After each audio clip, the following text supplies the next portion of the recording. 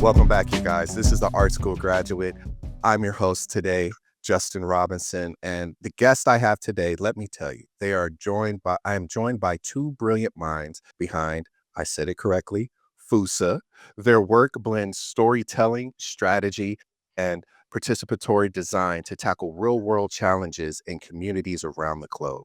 My guest today is Lee Sean and David. How are you both doing today, fellas? Doing great. Thanks for having us, Justin. No Yeah, problem. I'm looking forward to a chance to talk about some of this work because it's invigorating too to be reminded with the retrospective view of like, oh yeah, this is cool. We did that, you know. So thank you for reaching out. No problem. So we were talking a little bit before we started recording. Did I say the name right? Is it Foossa?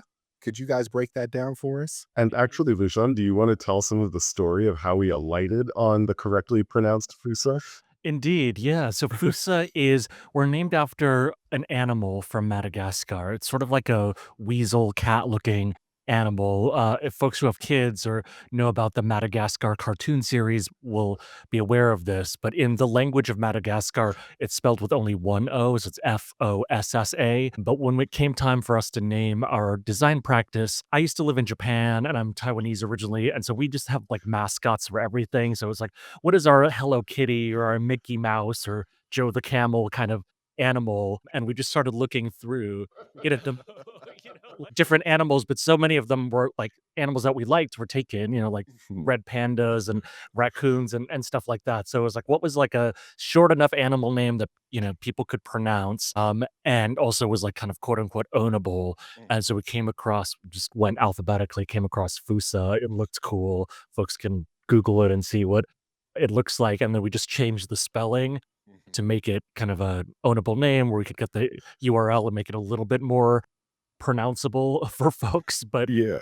yeah, we still cause problems because people don't get the two O's, two S's thing. And so it's what not to do in branding 101, but we had to learn that the hard way. Okay. All right. So let's start from the beginning. What sparked the idea for Fusa? Was there like a specific moment that you both shared? Was there a frustration that led for you guys to create this whole thing that's rooted in community and participation? Like, was there a singular moment or was it just both of you ran into this frustration in the creative marketplace? I think there are different frustrations as well as some economic needs there. David, do you want to start Yeah, or sure. do you want to take this I on? think, I guess, to back up for a sec, maybe like some of the thesis behind Fusa and how we were thinking about this was like we wanted to change like the kind of level of analysis and intervention for some of the problems that we were interested in working on. And what do I mean by that? I mean, like we're all familiar with human-centered design. We all like IDEO and the D school and so on. That always struck me as limiting in some respects, right? Like I think the human-centered design outlook can yield really helpful designs for consumer software or other kinds of products or like some of the service design we focus, like I think it all works there. But when you're thinking about social issues and social problems, complex systems that you want to intervene in and so on, the human-centered design framing is kind of like atomistic, right? It's like we're going to look at this from the perspective of an individual user, like understand their needs and design with empathy and all the rest, right? Like, but what we were trying to formulate here is a focus on, well, how do like networks or communities of people interact? Can we understand a phenomenon better by looking at like a community or a network? And so we started throwing around this term that I think we've, has kind of guided a lot of our practice, community-centered design instead, right? So a focus on like a different level of analysis. And I guess maybe if I'm not going over here with this, like maybe it's helpful just to give like an analogy, right? Like you're in LA. Think about traffic. You understand a traffic jam differently depending on how you're situated. If you are in your car and you're experiencing a traffic jam, you experience it as a series of stopping and starting. And as a kid, I remember like in my car seat asking my mom, like, "Hey, why don't the people in front just drive faster?" you know, and and you kind of need to assume a different vantage point in order to understand what's happening in a traffic jam, right? Like, oh, well, if you're in a traffic helicopter looking down, you see that it's like a backward propagating wave, around like connections between different highways or at exit entrance ramps and so on, right? And you see that there's a compression wave moving backward against the flow of traffic, right? Like the different perspective on the situation allows you to name the situation differently and has you thinking differently about interventions in it. And that was some of the thinking with the community centered design frame. So I'm curious now with your tagline, design for participation, what does that mean to like each of you? Like how does that hold space for each of you? Well, I mean, I think participation is one of those really capacious kind of terms, right? But about like perspective. It's the idea that diversity gives you a diversity of perspectives, right? Diversity of stakeholders. And, like that works in demographic diversity, but it works Mhm. in like functional diversity too. Like we did a series of projects with the city of New York, for example, right? And, redesigning some public services, primarily targeting low and moderate income New Yorkers.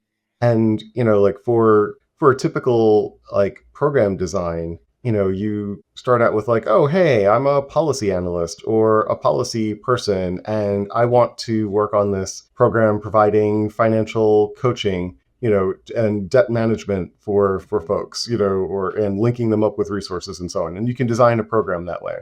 Mhm. And there's like that follows kind of like a top-down model of doing it, right?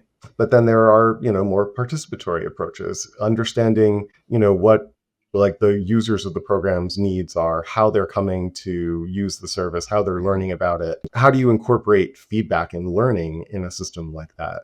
You need to be able to create the structures where, hey, you're a parent, on Snap and Wick, and like you're working with your family, and maybe there are other commitments and so on. So like, how do you, as that person who's situated, come to like feed into the design of a program that is being cooked up by policy analysts, elected officials, and whomever, right? Yeah.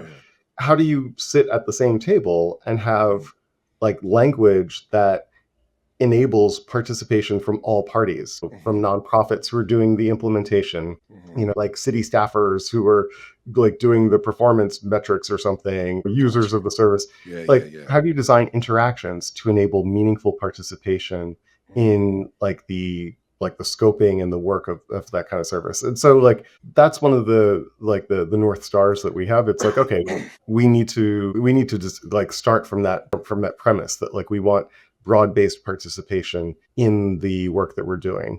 And so a lot of it is designing interactions and fora so that participation can be meaningful and not just an exercise in kind of like box checking or something that is like a more performative Gotcha. participation theater, maybe. And so Gotcha. it's hard. I don't know if we get it right all the time either, but Lucian, do you want to add to that? Sorry, I don't need to go over. Yeah, I can pick up the torch from that one. I think it's worth noting for our listeners here. I have a political science degree from undergrad, and David studied public policy, public administration for his first master's program. And so that's the lens that we look at design through. I'd Okay. always been a creative person as well, and we can dig into our backgrounds. But for me, I see design, participatory design, community centered design as filling in this middle space. We live in a Mhm. democratic society aspirationally, in this sense, and that it fills in this gap between like being a citizen and going to vote every 2 years or 4 years, depending on which Gotcha. elections you vote in, and then these sort of limited consumer choices, right? Are you going to Mhm. buy the the big, the big The blue conglomerate, widget? or are you going to Yeah. buy the like organic shampoo that's made fair trade locally, Mhm. whatever, right? And like, so there's these consumer choices, there's these political choices, even within a two-party system. And then Mhm. we look at design through the lens of power. And Mhm. so basically, we're to kind of riff on RuPaul's idea of like we're all born naked and the rest is drag. We're all born naked and the rest is design, right? Like the Mm. whole world that we live in has been designed through various people's design choices, both Yeah. from like the road that is outside of our house right now to the house that we're in to the software that we're using right now, and all of that mediates our relationships to each other. And so by bringing participation into that, I think it's about an extension of democracy or bringing power into that, right? So it's not Yeah. just the people who are the VCs funding tech startups or who are benefiting from something, or a consumer benefiting Mhm. from something, but like the communities affected by design choices having some sort of say or input into these processes, I think is the aspirational ethos behind what we do. So, Lee, you said something, and I wrote it down. So, whenever you guys see me look down, that means I'm writing, right? I'm not on my phone or anything. But you said something that kind of stuck with me. We are all born naked. Then the rest is design. Mhm. What? How does that come to fruition in this type of, I want to say, creative co-op that you guys have? Because I know your background is rooted in storytelling and civic. David, you bring the systems and the thinking and the strategy. So, taking that little phrase right there, we are all born naked and the rest is design. How does that fit in for each one of you? Yeah. I can start, I guess, since I brought this up. So, the way that I see it is that this comes up a lot for us as Mhm, educators, and we also do a lot of facilitation mhm, with different community members, with stakeholders within corporations who don't necessarily self-identify as like quote unquote creatives, right? And I mhm, really dislike this distinction between who's a creative and who's not. So part of our goal is just to say like everyone is creative in this sense, but in terms of like being born naked, right? I mean, it's like this is what sets us apart from other mhm, animals in that we, as humans, shape our environments, or we make clothing, or we choose clothing mhm, and live in homes, in that sense. And I think part of this sense of power and creative empowerment, part for people to realize that they can also be creatives, they're also designers, is to recognize that most of the systems that we're born into and live under are the products of, say, historical forces, right? Of mhm. design and Got you. just, we live in this old city, Providence. The the street in front of our house that our house is on is just too narrow because it was built for horse carts, right? Right. It's not for 2 lanes of traffic and parking and street parking. So there's all of these things there, but it's not a force of nature, right? Like nature did Mm, not make this road too narrow. It's really because of these historical factors and some design choice in the past, right? That we still have mhm, to live with today. And so part of that is also just denaturalizing some of these things and saying like mhm. because something is designed, it can be redesigned. Got you. It can be hard to do that with the political will and the funding and whatnot, but like the world that we live in is this Mhm. product of design that we can redesign, I think is one of the main points. Got you. Got you. David, what do you think about that? To pick up on your last point, Lishan, like I think so one of the hats that I wear these days is like I'm working on finishing a PhD, and like an interesting detour. This is actually becoming more central to some of the stuff that I'm writing about. But like, was looking at the design of institutions post World War II. Like, Mhm, okay, Europe is in ruins. How do we rethink a global system and a global order and avoid the factors that led to World War II, including mhm, like hyperinflation, nationalism, and all the rest, right? Like, and reading about the negotiations and meetings while the war is still being fought about like what like the international system ought to look like after this, like mhm, is it, like it's illuminating to your point, Lejon. Like these things are not inevitable; they're not forces of nature. mhm, So like yeah, what's his name, Harry Dexter White, and John Maynard Keynes, and like all the negotiations that are going on at Bretton Woods for like, oh well, what do our international economic institutions look mhm, like? What does reconstruction financing look like? What do we want the state to build? Like, And what um, is money, right? I mean, there's a James number of actually things. wrote a treatise on money, and it was just like money itself is an interesting social technology, right? mhm, And so like this piece of paper or scrap of gold has no inherent value. We ascribe value to it, right? And mhm, we build systems around that. And so but just as a small example, Britain is on the verge of bankruptcy at the end of the war, right? Like and hawked to American creditors, like the London's been mhm. bombed. The industrial base has been tooled around wartime Yeah. production. And, at this time, like there was a reimagining of what the state could offer, right? You see the National Health Service rolled out. You see, like arts councils in every neighbor. It's like, oh, well, that seems like an odd thing to focus on when you're rebuilding from war. Like the idea that Keynes and his wife in particular were very, central in advancing was that like, well, what's it all for? What are we doing here? And it's like, well, we just fought this war. We want to live in a world and in a country where there is more space for arts and culture, and like everyone has the capacity to be a creative producer, to your earlier point, right? And how do we cultivate? So I'm just curious now, how did your guys' path cross? Because it seems like you guys are very much not polar opposites, but like you guys work in different realms. Like I could, it's like you could even tell by like visually what I'm looking at is like, I'm looking at David. He's very just like, you can see that he's like thinking, he's analyzing, he's like, he's in his zone. And then I look at Lee Sean, and Lee Sean looks like, man, I'm just happy the sun's out today. So it's just like, how do you guys have this? How did your paths cross? Like, I'm so curious. And then it was just like, you can even tell from the answers you guys give. I'm just like, okay, I'm curious to know how these paths cross to like it almost like it crossed and it complements each other very well. So can you guys, whoever would like to take this one, break that down for it? Yeah, perhaps you could kick us off on that origin story. Sure. So we were dating before we started Foossa together, and we met on OkCupid, which dates us as well in terms of This is the time 2010, period. folks. 2010. I think, well, David messaged me first. He basically asked me if I was a unicorn, which I thought was really cute. And we had chatted on and off for a while. But this is really funny. Like it was like we really enjoyed chatting with each other online.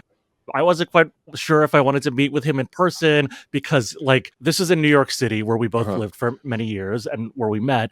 And his photos just weren't great. And, with online dating experiences, most people look better in their photos than in real life.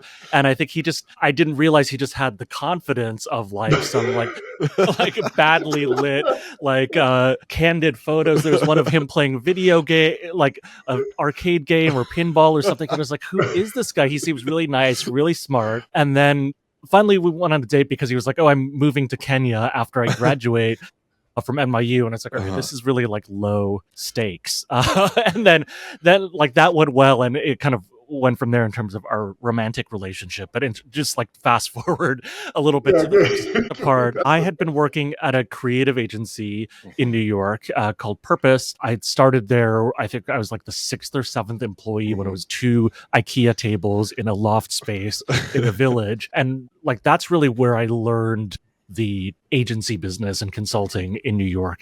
I had started working there as an intern when I was in grad school at NYU and worked there for a while. And I got to do a lot of cool projects. And, I went to India. I got to live in Brazil for a few months. So it was a great learning experience. But by the time I was ready to leave, they had grown into like 50 odd people. And like it's just a different vibe. And I was looking for more immediate hands-on creative control rather than like middle management kind of stuff. So I was like looking around. David can fill in the stuff on his side, but he was working in consulting in Boston and got laid off. And then a Hurricane Sandy happened, and my goodness. I lost power in my apartment. At first they thought like I couldn't move back in for a year. Luckily that turned into like a month. And then they hooked up a generator and stuff like that. But like sitting in the dark, we started plotting, starting a new business, because it's like, you never know what life is going to give you. So might as well start in that case. But I don't know, David, do you want to fill in some of the gaps to that? Yeah, I mean, I guess, a phrase that kind of rattles around in my head often, it came from a 7th grade social studies teacher of mine, but necessity is the mother of invention, right? And I think that probably applies to me a little bit more directly, because as Lishan was saying, like, I had lost my job and I had been going through a fairly tortured and long interview process with like a big consulting company in New York. And after 6 months of interviews, they're like, okay, well, we're ready to extend an offer and blah, blah, blah. But then that got extended because the team was working on their chargeability and so on. Now, I think you, Lishan, you encouraged me a whole lot, with this like, oh, well, actually, be doing this on your own. And so we ended up like hanging up a shingle, you know, Out of on it WeWork, out of some of these essentially. conversations, like, oh, well, rather than wait for this company to finally Mhm. get back to you about your start date and to like offer Mhm. package, like, let's do this ourselves. And so, yeah, I think like, Lishan, you were planning some of your exit. And I think you spoke to this a moment ago that like, it's difficult when your company or your team is growing and you go from like this individual contributor role and Mhm. then it's like, okay, well, what do you do? Like, what's the advancement Mhm. trajectory? Do you manage people who are designers or, like, but if you want to keep doing more of the like individual contributor kind of work, how do you Yeah. do that while Mhm. advancing? So I think you were hitting some friction there. And I was like, oh, well, I guess I need to figure out what else I'm doing here. And, my head filled with thoughts of, possibility, I think Yeah. like made me more amenable to just like taking the plunge. And so Mm. that we formed an LLC, opened a bank account with, like I think it I, was like I 20 guess bucks each or yeah, I something. know. Like we were like, okay, like I was because I you called me from the bank and I was at the gym. And you're like, oh hey, let's open this account here and now. And I was like, okay. And so we just within the annals of Foossa lore, we started out with like it was like yeah, I think it was $40 in our checking account because we were like, okay, here we go. Man, that's incredible. So, how is it working with your partner? Like, how do you keep it business, professional, like all these different avenues that most people have to like not juggle with. It's like when people leave work, they close that door and work is over. But it's like how do you guys balance that dynamic to just still be keep it healthy for you guys? I mean, I would say that there's not a solution so much as resolving the problem multiple times, under different circumstances with whatever's going on and so on. I Mm, think, yeah, like I personally, I guess I've always had jobs that were fairly like consuming, and I mentioned earlier I'm doing a PhD now too, and so it's like, oh well, that's another one of those jobs that you never are finished with, like yeah. small business stuff. You're never really finished, so things bleed over from one zone to another frequently. And, like we were also teaching together at Parsons for a couple of years as well. And like we went for like a period of like very intense separation and long distance. Like Lishan mentioned, I had moved to Nairobi for a bit and he had moved to Rio. And then I was in Boston and he was in New York. And so we went from like long distance relationship to, oh, let's start a business together and spend Mhm. all of our waking hours together as well, and then teach on the side together. Yeah. We did start the business before moving in with each other. I think that was part of the separation Okay. initially to have like some sort of buffer, but then eventually we did that. And then, yeah, as David said, like he Mhm. started this PhD in 2018. So Mhm. moved back up to Boston. The pandemic brought us back together. During that time, I also started working at AIGA. So that's Mhm. my primary thing right now. I am co-executive director of programming at AIGA, which is the Professional Association for Design. So I'm in charge of all of our events and content and stuff Mhm. like that. So That's Afusa went from being like our main thing where we had like employees and office space to more of like a side hustle, private kind of commissions and stuff mhm. like that. So it's still a vehicle of collaboration, but I think it's evolved over the years for different things. And then who knows, when David finishes the PhD, maybe that's our full time thing again. So we'll see. Got you. Okay. Okay. But to try to answer your question more directly, right? Like sometimes it's like, okay, Lishan's making dinner and I'm doing bookkeeping. And then it's like, Mhm. okay, the night shift where we're working on proposals, after that. Got And you. it can be really intense and difficult. And I Mm. don't mean to minimize either the intensity or difficulty of that sometimes. But, I think like I think having a separate office that wasn't at home helped Mhm. too, because I think just even like the transit, it was like a 15-20 minute walk or something, but just that, like the walk in between home and work, offers a little bit of Yeah. buffer. And like, I think that there are these, things that sound small like that, you accumulate enough of them. I think it gives a little bit of breathing room for us to exist in different zones, you Got know? you. Yeah, yeah, yeah. No, I was just curious, man, because it's just like some people I know. Whoo, business and partnerships sometimes don't work, but it seems like you guys have a healthy balance of it. So I want to commend you both on that because I got some friends that'll tell you something different. Well, I mean, it's tough Okay. when you want to complain about your coworker. To your coworker, like, man, this guy, can you believe him? I'm standing right here. I know. It's just like, Actually, we should have done that more. Let's just have like vent about work. oh man. Okay, so I'm sorry, I got off track, but I was just curious. I think that's beautiful that you guys are making this work for each other. So let's talk about your studio. So your studio blends a lot of storytelling, service design, systems thinking. So let's dig into like how do you make that work? Like when you're faced with like a complex challenge, how do you decide like where to begin, which method usually needs to be first? Like how do you guys break that up? I mean, I think the headline for this answer, I guess, is that we see story and strategy as intertwined, right? And so when we're thinking about designing an experience or a service or product or whatever, there's always like the story and not just like, how do you pitch this to investors or how do you pitch this to potential customers of a product or service or whatnot. It's also like what is the why Gotcha. in that sense, right? What are the motivations, like, and also the story of like how is the world different when your thing is in it, right? Like what, let's just like use widget as the placeholder thing. If it's with your widget in the world, like how do people's lives change? How do your users' lives change? But how do your investors' lives change, right? So there's that as a possibility story, and then like there's obviously the strategies of how you tell that story to different audiences and stuff like that. So that's kind of how we think at that macro level. But in terms of like specific projects, we had the chance starting about a decade ago, but this lasted a couple years of multiple parts of this project. We got to work with the Kigali Genocide Memorial in Rwanda, which is very intense emotional experience. It's also the site of a mass grave of a 250,000 people who were killed in this genocide. And so there's a lot of responsibility to working on a project like that. A lot of the people who work there actually are survivors of the genocide themselves. And it also needs to serve multiple audiences, like school kids across Rwanda go there to visit, to learn about their own history. People whose relatives were killed in the genocide go there because it's it's their final resting place of their loved ones.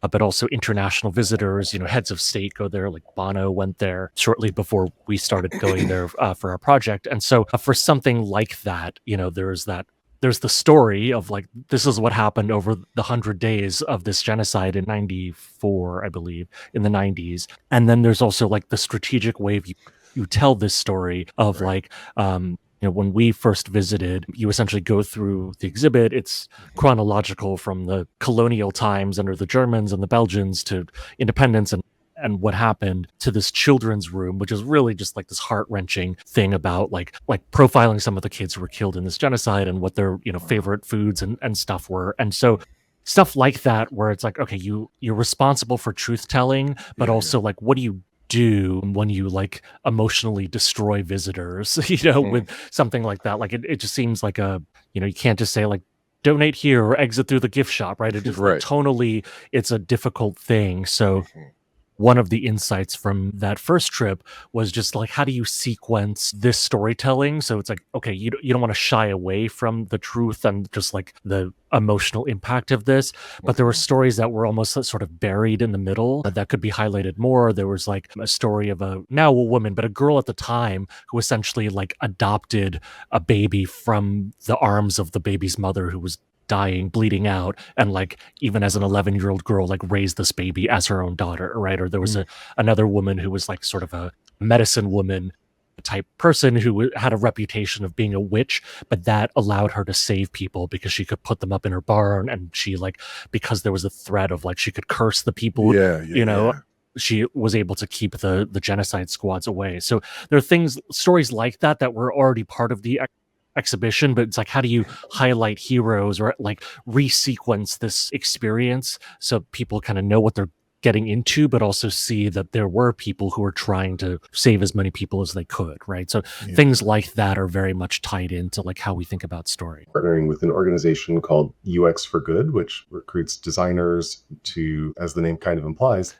do projects that are like that have a social mission, and like how do you bring together a team of designers who are all working in different fields or get their own practices or what have you, and assemble a team and go and undertake something that we wouldn't have done on our own, or at least initially, right? And so Lishan, do you want to talk about the Inzovu curve there? Because I think that that's some narrative storytelling and storytelling strategy, excuse me, narrative strategy that's useful to answer this point too. Yeah. So one of the design outputs from the early phase is called the Inzovu curve. Inzovu means elephant in Kinyarwanda, the national language of Rwanda. And basically it looks like, I don't know if we're recording this video, but looks like the trunk of an elephant, like raised like this. Mhm.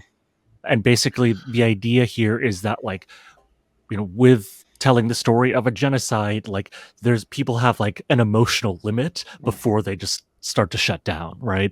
Part of the kind of upside of the curve is like, how do you tell these stories of hope? How do you tell stories of heroism, so that you can also inspire people, and then also like strategically sequence stuff like that at the end, but also prime people at the beginning of the story. Hey, this is not like a trigger warning in this way necessarily, because people know that they're going to a genocide memorial, right? Right. But it's more just like, okay, how do you prime people emotionally for that? Mhm. So with this curve, like over the course of the project, based on this insight, the museum was able to get a commission of a short documentary that visitors today get to watch that documentary before going into the main exhibit. And that documentary features genocide survivors, like in the present moment of when that documentary was made, which was like almost 20 years after the genocide, as a way of saying, like, okay, life continues for these survivors. They're falling in love and living Yeah, their yeah. lives and stuff like that. And then you go back to that, because that was another insight, was that there was a disconnect Mhm. between like what happened in the 90s and then Rwanda today, right? So then how do you like connect these historical moments Mhm. to like, why is Rwanda like it is today? Mhm. Because of this traumatic history, but also people are trying to rebuild their lives and live their lives that way. So that Mm. was just one example of how these dots get connected. And actually, just to like add a little bit of a gloss to that too, the experience of visiting the memorial, as Leishon was just saying, like visitors come in and see this kind of this documentary where you're learning about and following the stories of three survivors of the genocide and what they had gone through, what they did to survive, what their lives were like, right? And you get a sense of the losses that they incurred, right? And so you're going to a genocide memorial, you understand that you're not going for uplift necessarily, right? But after going through the museum and walking through the exhibits and the reflection garden and the memorial, there's a room where you can watch like another, as LaShawn was saying, the second part of that documentary, where these same three people are now shown like living their lives, so they're married, they have children and so on, and that's sort of the narrative arc of the Inzovu curve too, right? That you can't avoid or skate past the, like, maybe we could call it a kind of like empathetic exhaustion, Mhm. of that traumatic experience, but you don't want like emotional burnout or shutting down to be like the end point there, and so Yeah. it's like, how do you tell a story of like life going on, like Mhm. look to the people who are continuing to live their lives, Yeah, and yeah. I think that concretizes some of the experiences, not just the Mhm. abstract thing. And so at any rate, I think that the like to your question about narrative strategy, it's like, okay, well, how do we showcase real harms and real suffering? And not to say that everything is hunky dory at the end, but like, but to look to people who are living and follow their example, really, of Mhm. like what it means to go on living. And I think that in miniature, that documentary kind of reflects some of the emotional journey of going through the memorial and creating like a Mhm. sort of like narrative coherence to the experience that allows you to then take action as a Yeah. visitor, either by learning more about the genocide, by working on genocide prevention. Yeah. And so there are opportunities to then engage, kind of following and inspired by those examples. Yes, yes. So how do you guys find the balance between like these different approaches that might be pulling you in different directions. It's like, have you ever encountered like a tension between like storytelling versus like a system that needs to be implemented? So how do you guys deal with that different balances and different approaches? Because I feel like some projects call for storytelling, but some also require probably a higher system that Mm. that might not inquire or require storytelling. So how do you guys find that balance to make it flow smoothly? Yeah. There's another visual that I encourage listeners to look up. This is from the Bush era 2010, or I guess. This is Obama, but Oh, that's Obama, right? Okay. Sorry. This is Obama level, but Obama era.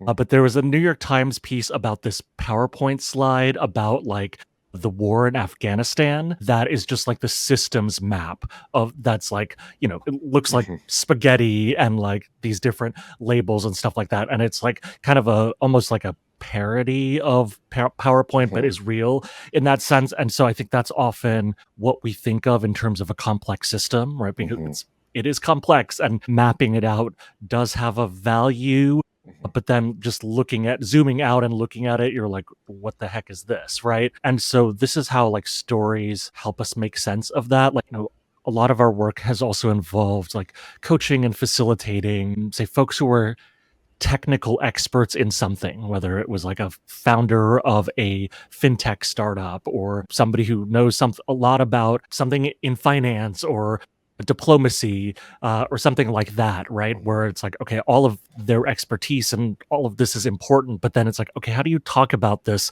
to a normal person? How do you Yeah, talk about this to a potential customer of your yeah, yeah. fintech app or whatever without having to do all of that? And so a lot of that is like translation.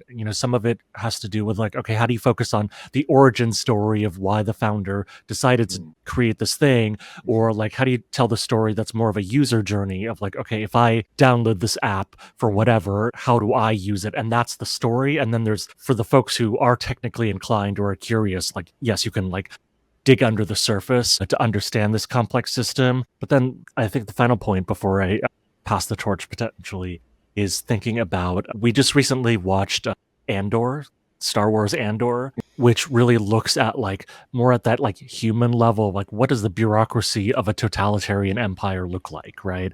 and mhm, and so that is a complex system, but by looking at it through like these point of view characters and like specific incidents, for example, mhm. we're able to like grok the whole, rather than like that PowerPoint slide of like what the management structure of the empire might look like, but it creates this emotional understanding. I think that is Okay. important. Okay. Yeah. I maybe like just that. to add to that a little bit, like I would say that, like when you're thinking about defining a system or where you draw system boundaries or boundaries within systems to separate different elements or what have you, like that's partly or maybe even centrally a storytelling decision, right? In some of the literature on complex adaptive systems or socio-technical system design or something, you see like this question of where to draw the boundary to say like, okay, this is the thing that these are the level of interactions that we're looking at, and we're going to put some of these other interactions in like a Mhm. black box that we just need to know the outputs of or something rather Yeah, than yeah. how it all works, right? I don't know, right? These are two analogies, maybe one will be good, but think of a car and an internal combustion engine car, right? Like you can look at the car as a system of different parts working together. So you might have a box that represents the engine and a box that represents the transmission and a box that represents, climate control or whatever it is, right? Mhm, And you can see the relationships between these different elements. mhm, But if you are trying to diagnose a problem with the engine, well, you have to look and see like, oh, are the pistons firing or what have you? And you need to like open that black box, right? So depending on your need I think this like is a proxy for the storytelling here. Depending on the kind of story that you want to tell, like that guides your focus, right? mhm, So need and story combine to help you draw these system boundaries, and mhm. you can like think of systems as like nested complexity, right? So like there's the complexity of the chemical process of like igniting gasoline, creating explosions that fire Yeah, pistons, yeah, right? yeah. There's the complexity of the engine itself. There's the complexity of the whole car working. There's the complexity of cars in traffic, to go back to the earlier example, right? So the level of analysis partly determined by how you define need, like where you want to focus your attention.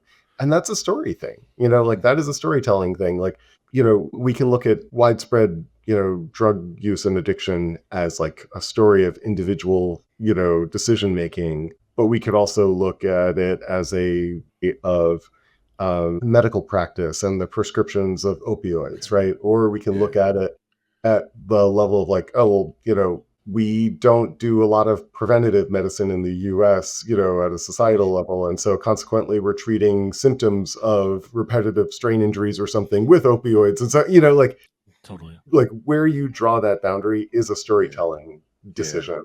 Yeah. Okay.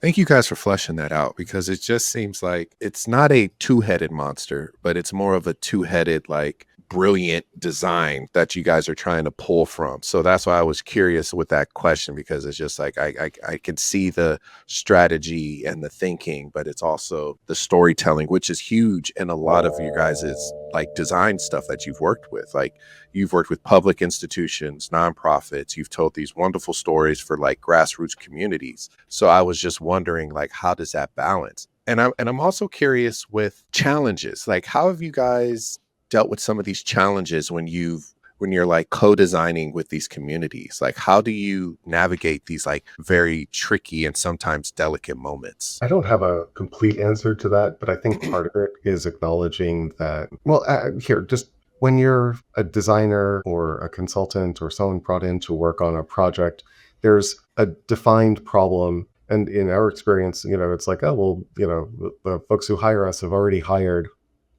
Bain, McKinsey, BCG, or whomever, or they've already done, certain types of analysis on a problem, have defined it in a certain way. And, they're then looking to like, is that the best we can do? Can we do this differently? Are we solving the underlying issue? And then it's like, oh, well, maybe we need to re-examine how we're defining and framing this problem. And, like that, I think is like a central part of like a good design practice. It's like, examining the way a problem is presented to you and as it's structured, right? Because all the stuff that goes into framing and defining a problem, reflects some of the power dynamics that Lishan was mentioning earlier, right? Like, who gets to say what the problem is, and who gets to determine when, like, you're bringing in outside help on something, right? Like, so understanding the processes that have led to like where we come in, is an important part of that work.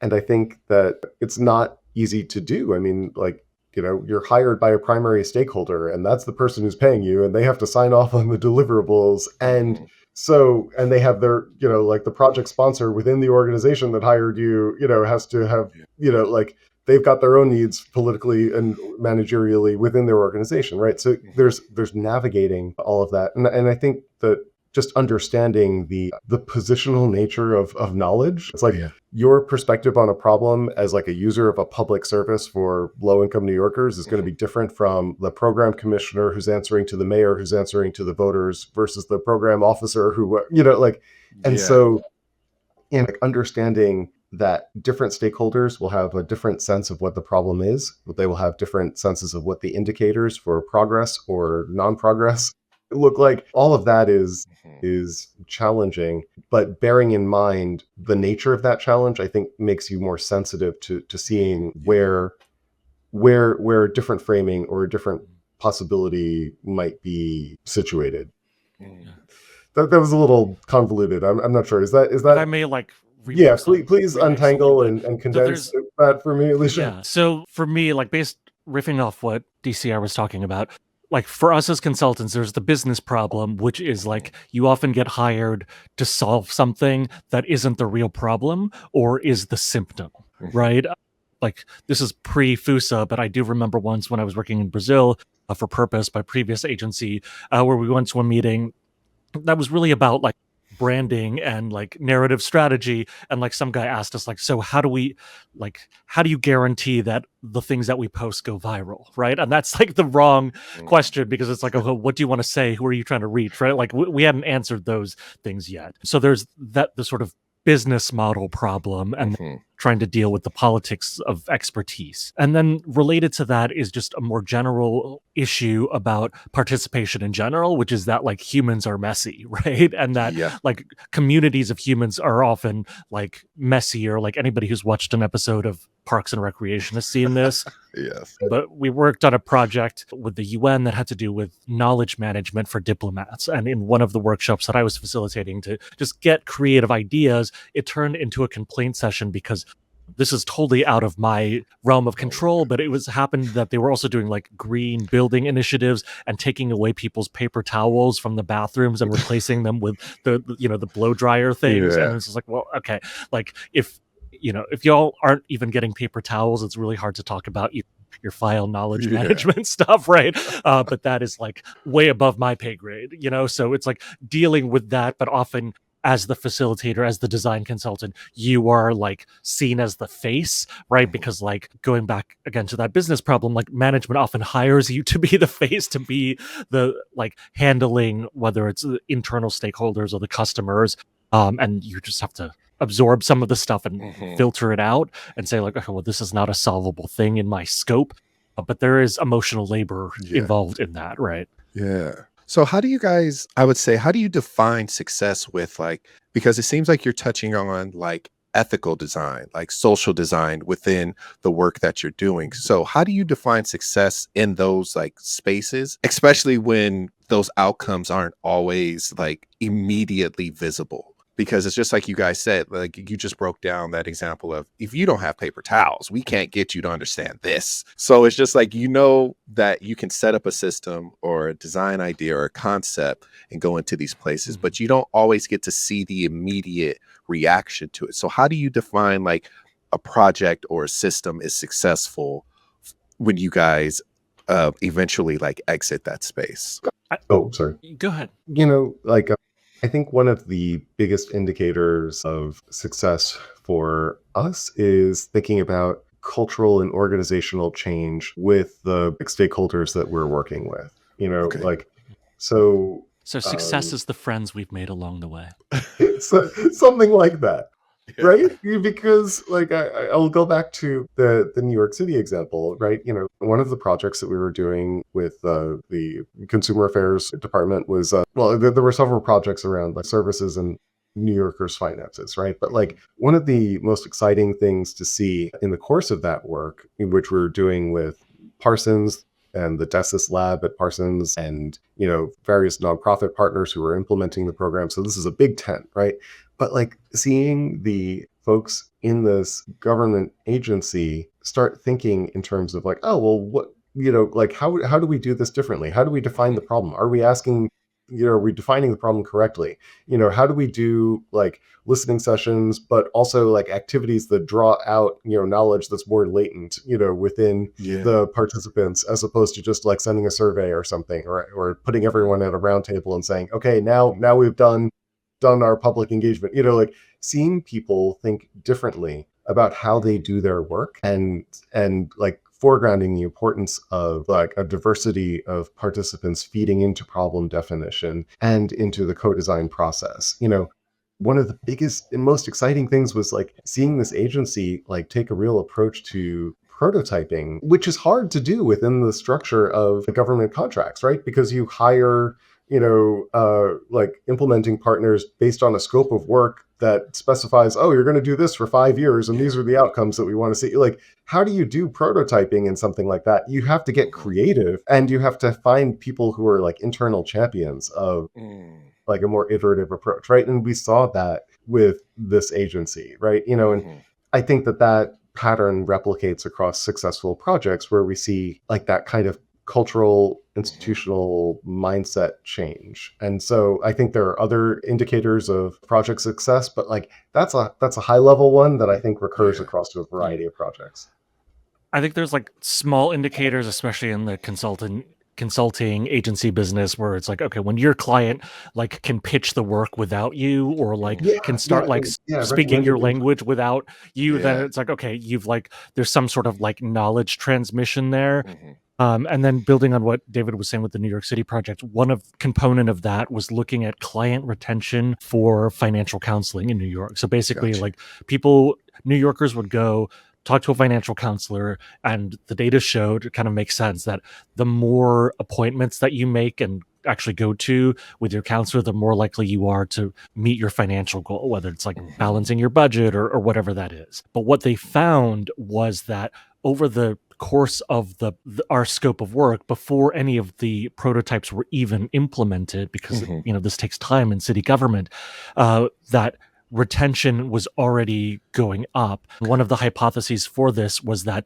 just by having designers there like shadowing counselors and like talking about the process Mhm. with counselors started to internalize like thinking about user experience as part of what they were doing, right? Because Gotcha. Yeah. these people are hardworking people, they know their finances and stuff like that, but their day-to-day work also means involved like checking boxes and making sure that they were collecting all the data that they needed to, for the city and stuff like that. And so just by introducing people who were like focused on user experience and like having that cultural like transmission to the counselors was already starting to affect the service, and people's clients' retention. So things like this Mhm. are really interesting to look at, but I think that knowledge and cultural transmission, and going back to a previous point I made about like getting people to start thinking about like user experience, and that they're also designers, they're also involved in the experience of these counseling clients, I think Okay. is really important. Yeah, yeah. Thank you guys for breaking that down, because it's just, as a designer myself, I often get asked like, "How do you know it's successful?" I'm like, Mhm. "I have no idea." And that's me being full transparent, like, because it's like people ask you for it, you work through it, you give it to them, you're happy at that moment, but it's kind of like on to the next. You know Mhm. what I mean? And it kind of, you kind of don't have that moment to sit there and like breathe in the like, I just did this wonderful thing. You don't have that time, because it's like literally there's something else on your Mhm. desk. And then 9 times out of 10, you kind of are like, you think back to it sporadically, like as many creatives have. It's like you'll be sitting there reading, watching TV and be like, I wonder if that company's still doing, let me look them up. Like, you know what I Yeah. mean? So that's what I was just curious about for you guys when you're in a bigger space, on how you define that success. But thank you for sharing that. So Well, I want to and zoom. Go ahead. oh, sorry. Can I just add one thing, Justin? Go Because, for it. like, Yeah. like you were just describing, I think a challenge that anyone who's listening to this is going to be familiar with, right? Like, you Mhm. do your thing, like you did the thing that you're contracted to do, or whatever. You've got your outputs. Mhm. You've got your thing that you hand off, and even if it's like a fantastic kind of intervention, you're handing it off to like folks who are going to be implementing, iterating on it, like as the background conditions change, the thing, that beautiful, thing that you've designed will be less or more well fitting to new circumstances, right? Like, so Yep. focusing on like, you can think about like success at the level of outputs, right? Mhm. Like, oh, well, we did this strategy, or we did this branding document, or we did this like interface redesign, or whatever it is, right? Like, that's at the level of output. Yeah. And I would say that at the level of outcome, like, oh, what's it doing for the stakeholders? But like, how, like, can the people that you've handed it off to like run with it and continue Mhm. to do that going forward? I think that's another like outcome level to be distinguished from the output, of the Yeah, design. yeah, yeah, Mhm. yeah, yeah. Yeah, yeah. So 100. anyway, I'm sorry. I just wanted to like, but I think that your point there, that like you do this handoff and you're like, oh, I hope. And so like getting to that, like, That's how funny. are they going to use it? Like, Yeah. is this too precious to touch, or can someone like reconfigure and do more of it on their own? Yeah. Yeah. No, I've been there. And so I was just curious how it works for such a big brand and idea and like think tank that you guys have, because it's like you guys are working on stuff that isn't just normally like a design breakdown for a logo. Mhm. You're Yeah. implementing strategies and ideas, and it's just like, I don't, it's like that you kind of run into that place where you don't get to see the finished product, quote Mhm. unquote. Like the handoff is the finish, but you don't get to see it 5 years, 10 years later because it's kind of like it kind of time flies and life happens. So I was just Yeah. curious how it works for you too. Yeah. Yeah, I mean, on that example, right? This is not necessarily a specific Foossa project, but in the design discourse, every few years, it seems there's going to be like something, some big corporation does a whole rebranding, and then Yeah. it's revealed that like whatever agency did it, like charged like $5 million, and that's not Yeah. even to like change the signs on the buildings or on the packaging. It's Nope. really just that, and like I think folks who are unfamiliar with this kind of work are like, what did they pay for, right? It's certainly not $5 million of photoshopping, right? That's probably Mhm. it's sort of thinking about like an iceberg. That's just a Yep. tiny percentage of that, but it's just like all of the meetings. Can you imagine like getting all of these senior executives on board on the same page to feel Yep. comfortable with this idea? And so it's like they've paid for that white glove service, right? Yeah. Of like the hand holding, the education about what branding even is, like all Mhm. of that stuff that we don't see. And it's like, Oh okay, yeah. yeah, like, they changed some vectors for the final thing, like whatever, Yeah. right? Yeah. No, but I agree with you because it's like it's not like for me, I've worked with where I had to get clearance from 3 to 4 people. Like when you guys are working on this larger scale, it's like maybe 10, maybe 15, maybe it needs to be everybody in the room. And it's just Mhm. like, so it's just like that push and pull of like, okay, yeah, let me ask you this. How do you know when a project is finished? Like without them signing off on it, but you two are looking at it and you're saying, David, I think we're good. Lee, I think we're in that sweet spot. How do you both know when it's finished? Even then, when you get a client that is very much, can you tweak this? Or what about this? But how do you get them off of that to look at the big picture? We've all have encountered that where it's like, we're done. We've done everything you asked us. Wait, you want us to change the text? Are you crazy right now? So it's like, how do you guys know when it's done and communicating that to a client? Since you're better at this than I am, LS, I cede the floor. This is a tough one. Yeah, scope creep happens to the best of us.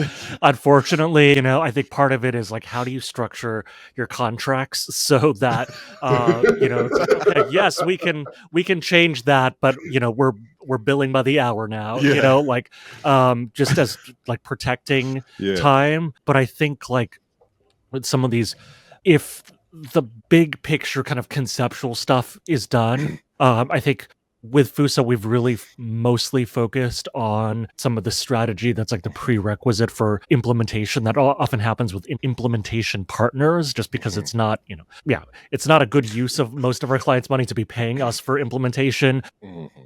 in that sense of like changing the copy on their website. But if like the concept of the brand is done, I think that's where we feel comfortable enough with like the handoff or having these sort of more protective contractual clauses. But it is a lot of work to get to Yeah. like the insights that get to that strategy. I think that's the best way I can answer that without getting into like specifics. No, no, I totally get it.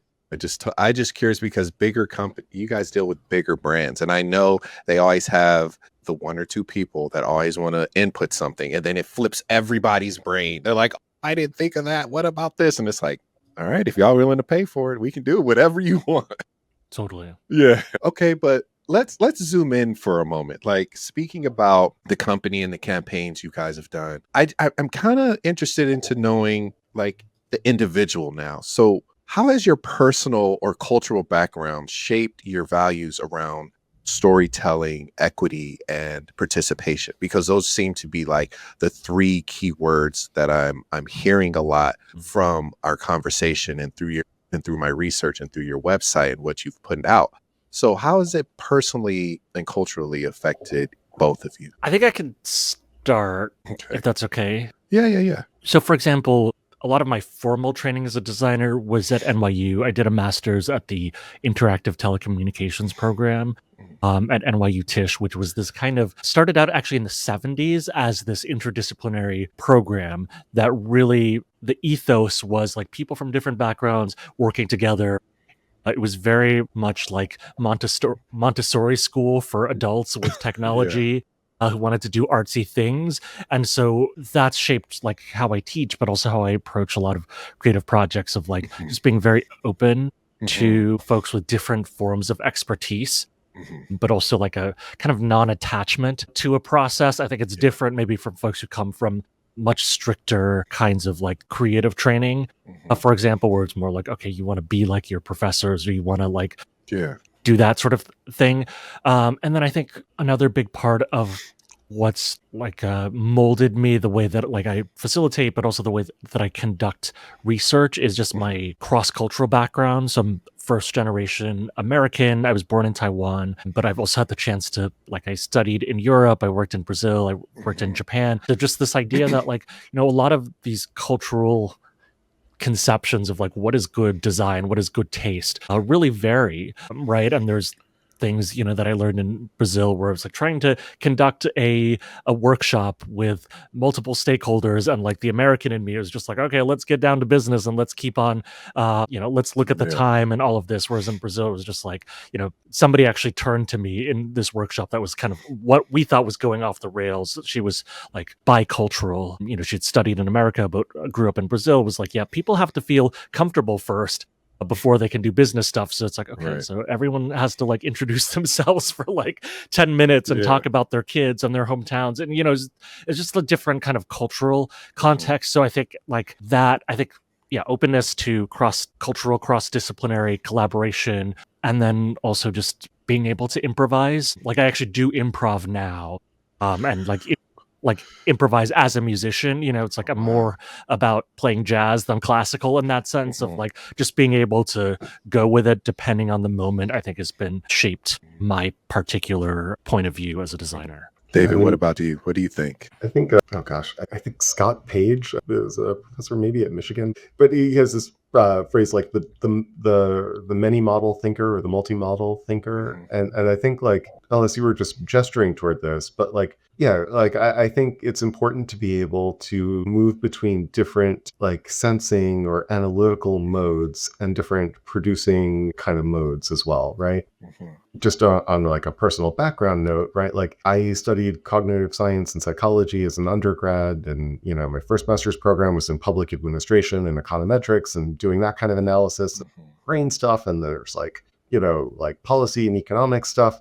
These days, I'm a system scientist, and I work in a lab with a bunch of aerospace engineers, and we do stuff like satellite design, or like like systems so that satellites don't crash into each other, or using Earth observation for a variety of projects on Earth for like disaster preparedness or tracking invasive species, or whatever it is, right? Like, and learning to talk to a bunch of aerospace engineers about stuff versus life scientists versus policy analysts versus whatever, like a lot of like critical theory and like and folks who are like more engaged in social problems and social definition, right? Like being able to hold multiple models and realize like this problem space or this situation looks one way through this frame. Can I apply a different frame? And knowing that there are multiple frames out there, I think is super important, right? Like that some are more appropriate than others in certain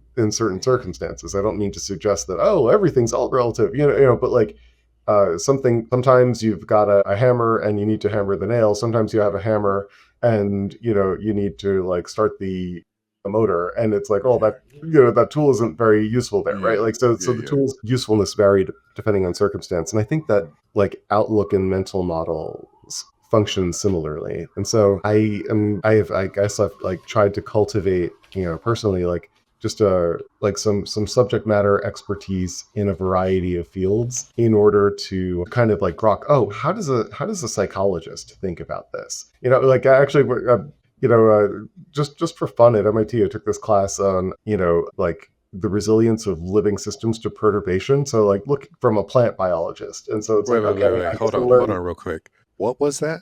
any What was kind the of title? When you said it, my brain said, what was the title? I don't remember the exact title of the class, but it had something to do with the perturbation, like, and how living resilience in the face of perturbation Okay. or something. Like Okay. perturbation being like a change in like the state. So say Okay. that like you're I don't know, a plant, and like the wind blows really hard one day, or it's like it's really like there's a drought or something. How do living systems respond to those kinds of Got you. external changes that like hey, we're all working and saving, hopefully, in retirement accounts, and we hope that, when we're retired, we'll be able to access them. But like, what if there's a financial crash or the dollar collapses in value or whatever else, right?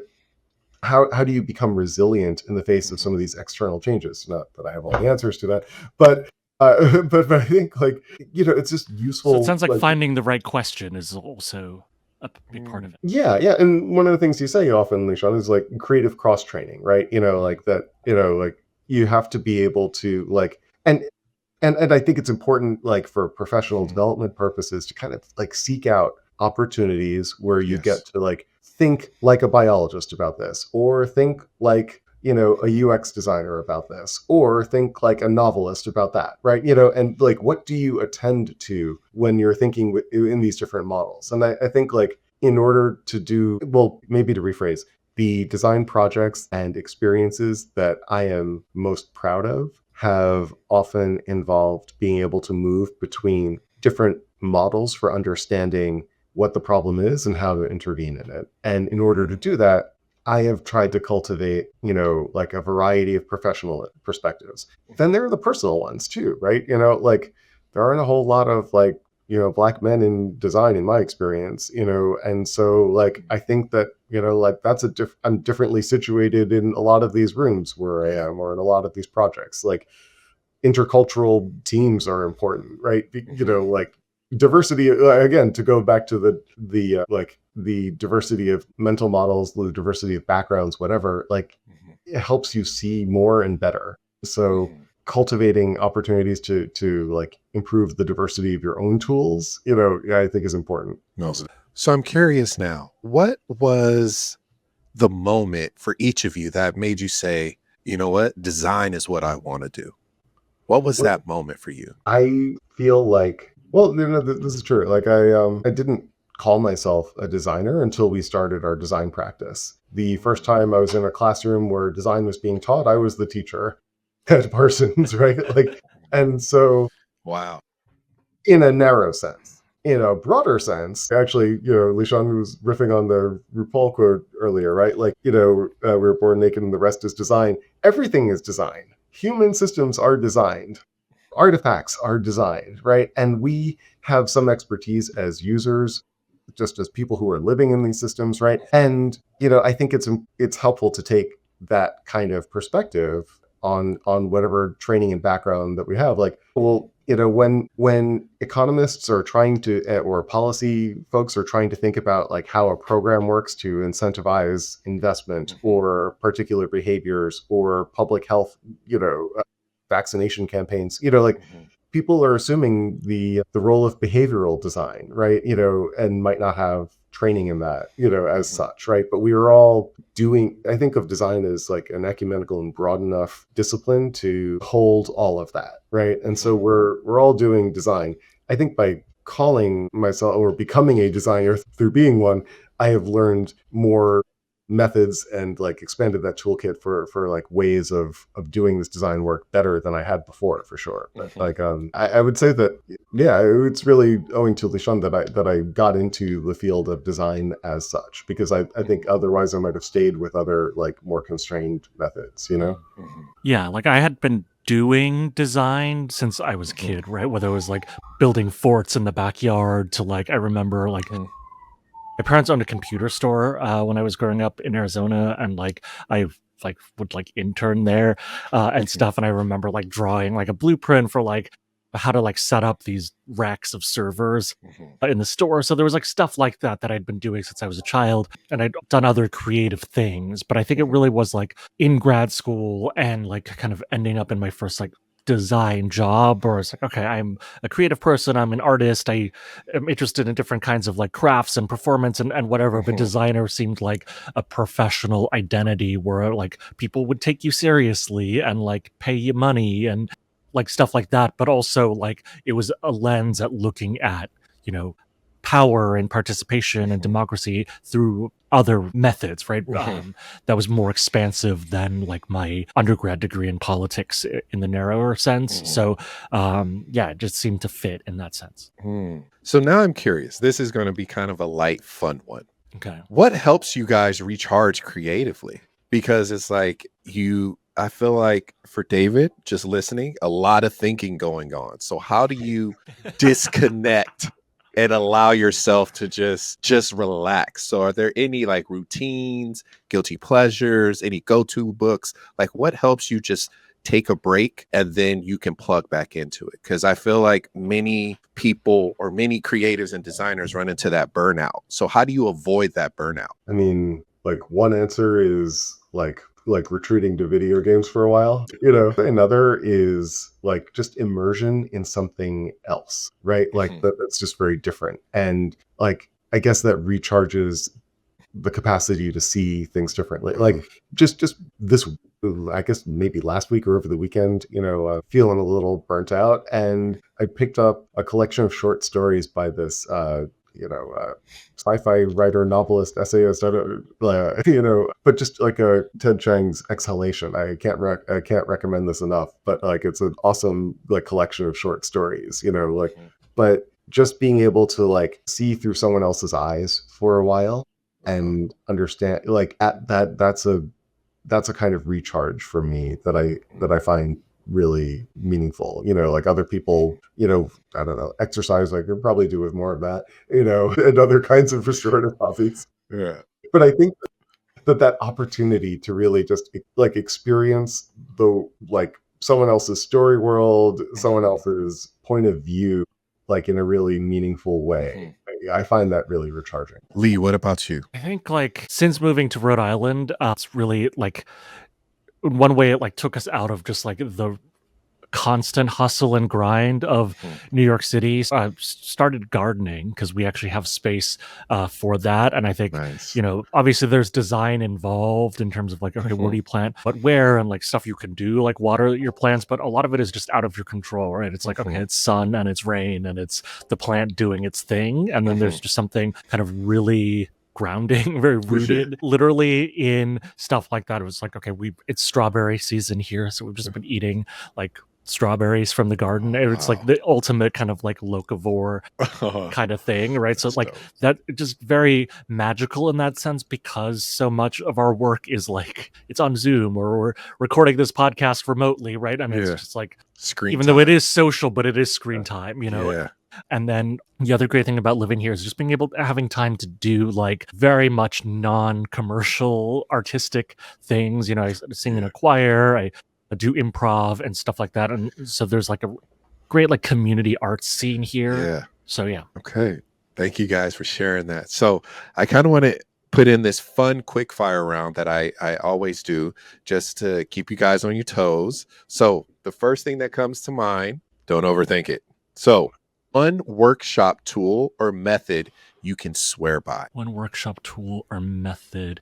Okay, I have two quick thoughts if you're thinking, Lishan. One is like one that I got from you, like as an icebreaker activity, tell the story of something in your wallet or your bag in a workshop, like, or the story of your name. I think both of those like kind of activate participants' innate capacity as storytellers, and you learn about each other in a really fun way. What tool that we've used is like a future casting canvas where we imagine different elements of like telling us possibility stories about the future to organize work. I think like that's been really helpful too.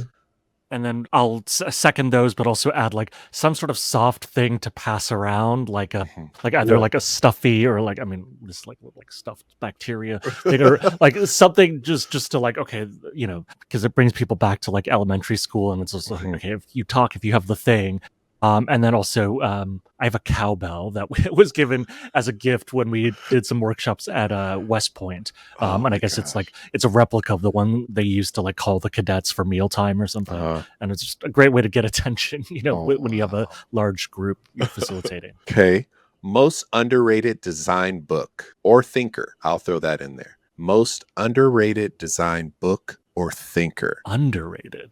Yeah. I've got an idea, but I don't know if it's underrated exactly. But all right. Thomas Kuhn, The Structure of Scientific Revolutions. He's a historian of science and a physicist by training, but wrote this book introducing and popularizing the phrase paradigm shift, so maybe that's something you're familiar with from, but like, he tells this story about like normal science and how normal science proceeds. It's like, oh, okay, well, hey, we've got like a a geocentric model of our solar system. So like, the Earth is the center and the sun and all the other planets revolve around it.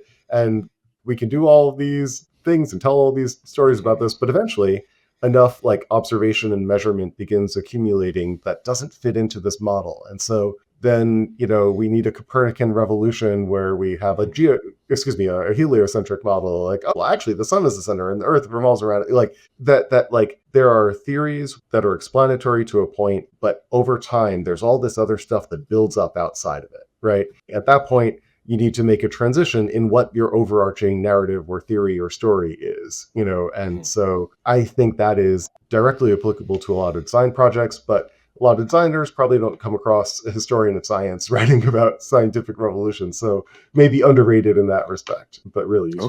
Okay. Lishan, what about I'm you? really having trouble with this because there's so many, like, not overrated, but like people who are worthy of their rating.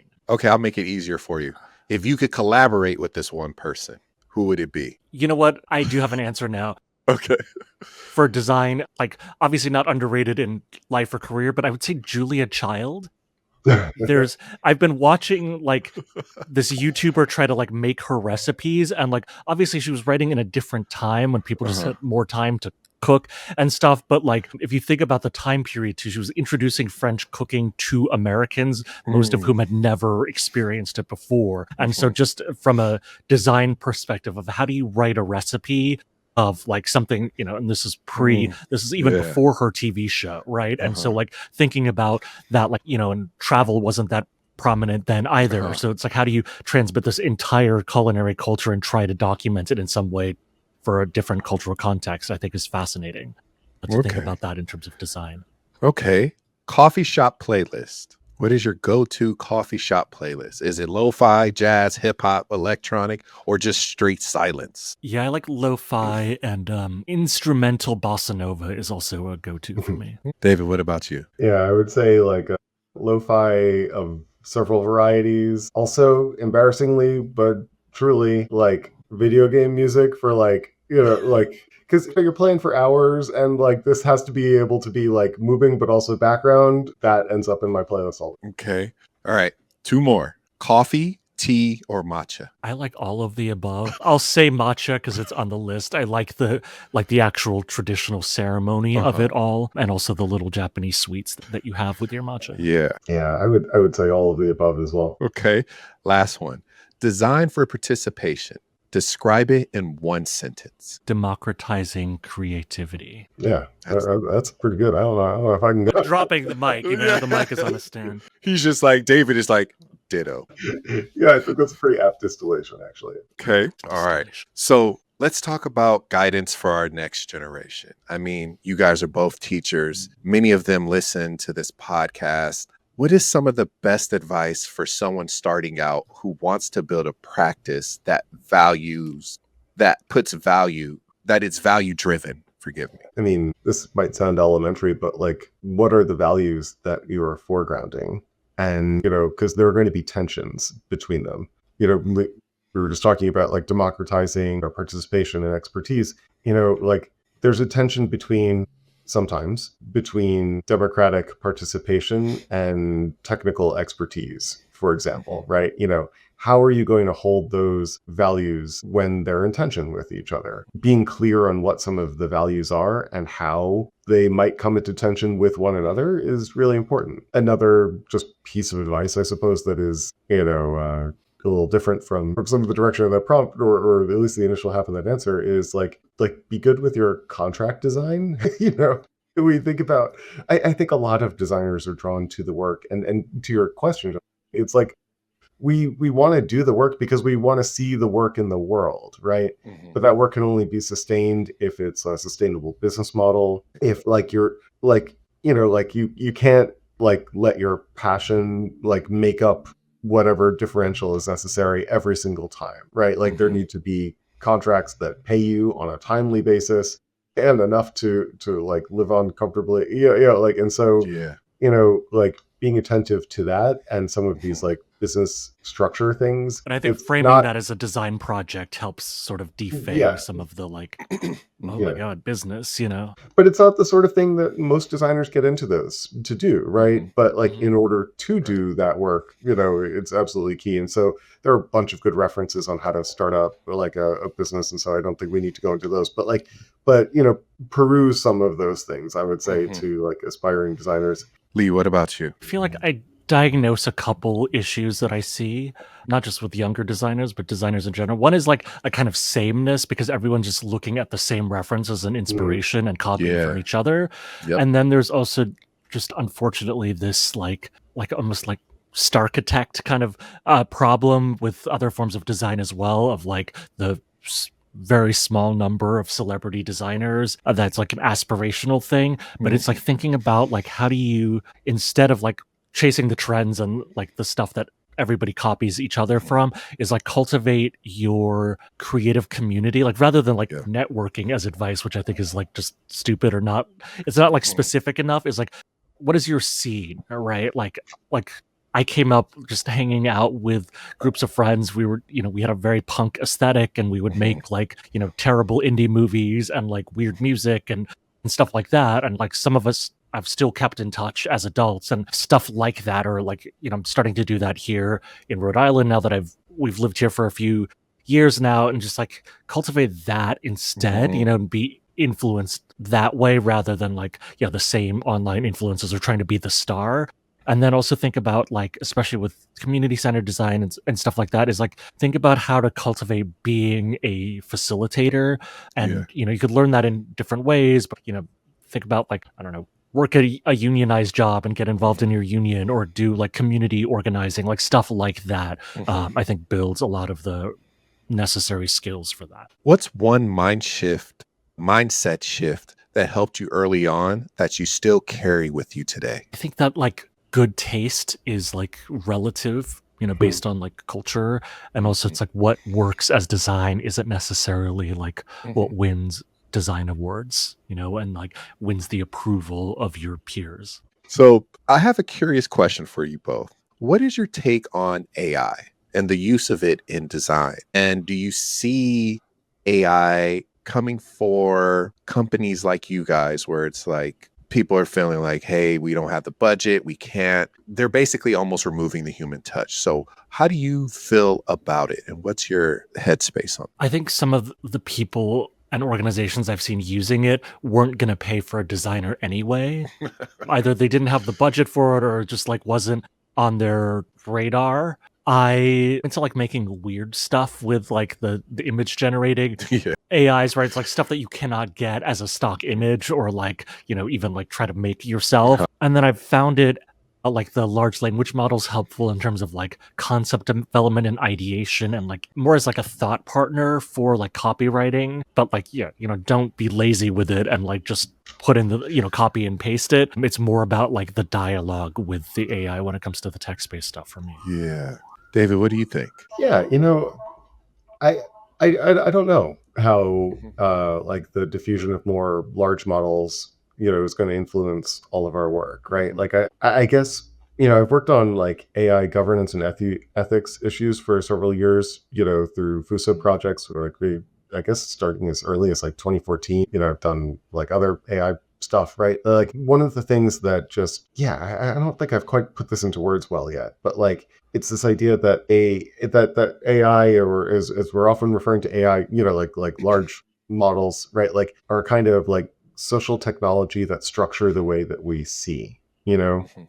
and they structure the ways that we experience things. I mean, like just search is transitioning from like clicking on this blue link to like getting an AI summary of something that came from like sources unknown, right? Or like that. Yeah, so other folks work on like AI, like bias or provenance or watermarking, or these other sorts of things. But like I think that when we start to, yeah, I don't know, like social media has conditioned us to think about moments and communication differently, right? Like Mhm. take photos of our food at restaurants and like like post vacation photos with an eye toward like, oh, well, what will this communicate about me? And we experience other people's lives and stories as mediated through something that's going to be curated algorithmically. And so like we know all of that, but like it still Right. Or it changes. creates the sameness, that we were talking Well, about.